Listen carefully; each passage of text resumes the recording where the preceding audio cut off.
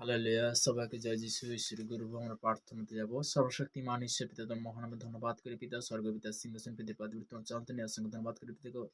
যে সকল সন্তান বিশেষ করে পিতাকে রোজ তার রুটিন অনুসারে যে আশীর্বাদের বাক্য আশীর্বাদের প্রার্থনা জুড়ে পিতাকে তাদেরকে আশীর্বাদ করে পিতাকে মুহূর্তে প্রার্থনা করছি আমাদের ভারতবর্ষের বিভিন্ন প্রান্তে তারা বিশেষ করে কর্মজীবনের কাজের মধ্যে রয়েছে তার জন্য প্রার্থনা ব্রাশ্য করা তাদের সুরক্ষিত বিভিন্ন ভাবে পিতাকে যে আমাদের বিশেষ করে ইন্ডিয়ান সৈনিক তার জন্য প্রার্থনা করছি পিতাকে বিভিন্ন কাজ থেকে রয়েছে প্রত্যেকটা সন্তানের প্রার্থনা তাদের ব্রাশ্য করবে তাদেরকে তুমি সুরক্ষিত রাখবে তাকে দীর্ঘায়ু তুমি আশীর্বাদ করবে তুমি কৃপা করবে পিতা।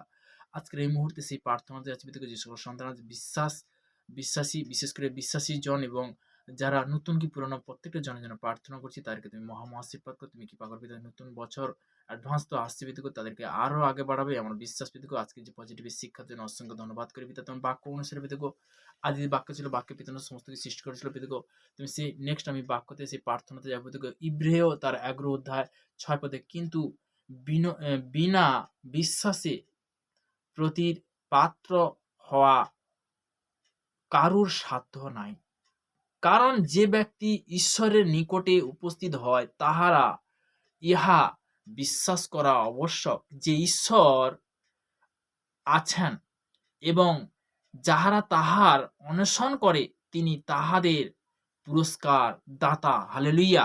প্রভু স্তুতি হোক। পিতা পুত্র পবিত্র আত্মা আমেন। পুরস্কার দাতা তো অবশ্যই যারা গ্রহণ করছে পিতা তাদেরকে আরো আরো আশীর্বাদ করবে, কেননা সর্বদাই বচন দ্বারা আমরা অনেক জিনিস কিন্তু জেনেছি বা বাক্য থেকেও অনেক বাক্য আমরা জেনেছি। আমি অনেক বাক্য অনেক আগে শেয়ার করেছিলাম যে সত্যি ঈশ্বরের গৌরব হোক। তো আমরা আজকের বলতেছি জীবিত ঈশ্বরের আরাধনাতে আসতে পেরেছি, পিতার ধন্যবাদ হোক। তো তেমনি সত্যি কথা বলতে কি যে আমি বাক্য যে শেয়ার করছি আমার তো কোনো ক্ষমতা নেই, আমিও জীবনে কোনোদিন ভাবিনি যে পিতার বাক্যর মধ্যে এতটা শক্তি এতটা সামাদ অভিষেক আছে। তো তেমনি বলতে কি যবে থেকে রোমিও দর্শনের অঙ্গীকার হয়েছি তবে থেকে আমি একটাই জিনিস জানি। তো তেমনি পিতার বাক্য ওখানে বলছে রোমিও তার 10-এর অগ্রপদে 10 পদে বলছে, তো কেননা শাস্ত্র বলে যে কেহ তাহার উপরে বিশ্বাস করে সে লজ্জিত হইবে না। হালেলুয়া! ঈশ্বরের সন্তানরা যে কেহ বিশ্বাস করে, যে ওখানে পরিষ্কার লেখা যে কেননা শাস্ত্র বলে যে কেহ তাহার উপরে বিশ্বাস করে সে লজ্জিত হইবে না, কখনো লজ্জিত হবে না। আমার ঈশ্বর বলছে। তো তেমনি বলতে কি সেই জীবিত ঈশ্বরের বলতে কি তার আশীর্বাদে পিতার ধন্যবাদ হোক। তো পিতার করুণাতে আমি হয়তো আজকে আসতে পেরেছি। পিতার সত্যি পিতাকে অসংখ্য ধন্যবাদ করি পিতা পুত্র পবিত্র আত্মা নামে। তো আমি বাক্যতে যাব। তো তেমনি বলতে কি যিশায়া তার 55 অধ্যায় 6 পদে বলেছে প্রভুর বচন, সদাপ্রভু অন্বেষণ করো যাবৎ তাহাকে পাওয়া যায়, তাহাকে ডাকো যাবৎ তিনি নিকটে থাকেন। যাবৎ তিনি নিকটে থাকেন তুমি যে কোনো সময় তুমি ডাকতে পারো।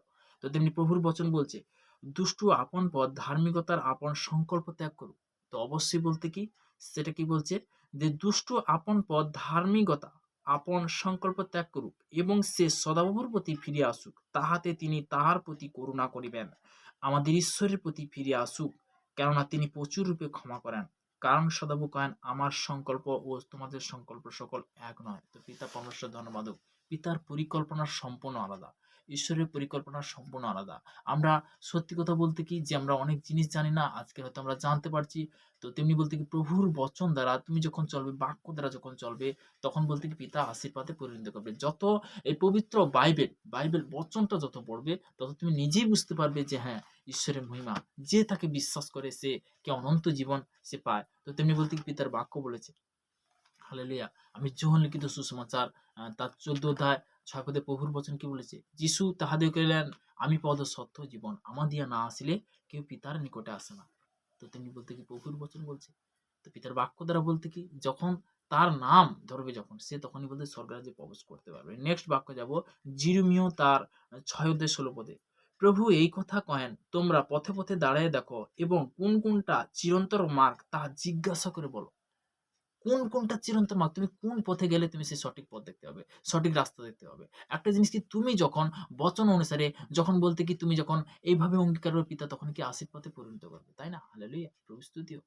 তো তেমনি বলতে কি যে আমরা অনেক জিনিস জানি না। তো যিশায়া বিশেষ করে যিশায়া তার 45 অধ্যায় তার 3 পদে প্রভুর বচন কি বলছে, আমি তোমার অগ্রে অগ্রে গমন করিয়া উঁচু উঁচু স্থান সমান করিব এবং পিতলের কবাট ভগ্ন করিব ও লোহে হোড়কা কাটে ফেলিব।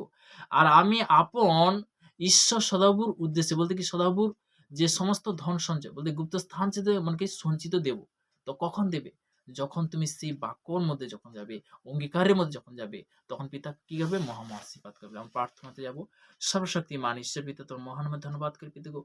আজকের বিশেষ করে যারা YouTube, Facebook এ যারা দেখছে পিতাগো, তাদেরকে তুমি আশীর্বাদ করো, তাদেরকে তুমি কৃপা করো পিতা।